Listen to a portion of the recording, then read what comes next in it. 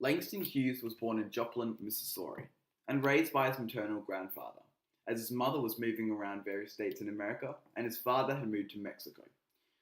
After his grandmother died in his early teens, his mother took care of them, and they moved around through several states until finally settling in Cleveland, Ohio. At his high school in Ohio, his teachers introduced him to the works of Walt Whitman and Carl Sandburg, which inspired him to write various poems. He submitted his works to various poetry magazines during his teen life, but was ultimately rejected. Once he had graduated from high school, his first poem was published into a magazine, which was The Negro Speaks of the Rivers. He then started on to university, but dropped out after 1 year, which led him to the start of the Harlem Renaissance. He then worked on a freight liner, which took him to Africa and Spain.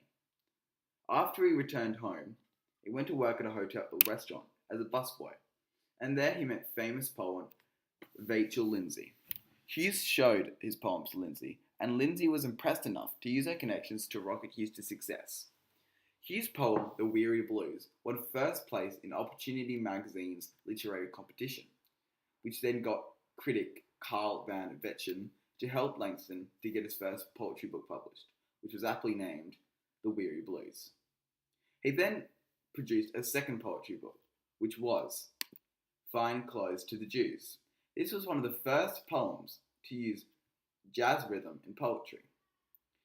Later, Hughes began a cartoon column for the Chicago Defender with one main simple character, Jesse B. Simpler.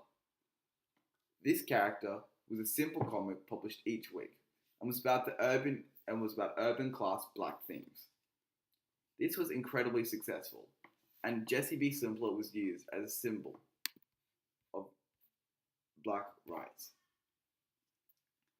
Later, Langston Hughes began writing plays, which finally got him enough money to buy his own house in Harlem. And his first play, Street Scene, set him up for a good career in playwriting. Langston Hughes was an amazingly inspirational black poet, and one that all people should look up to.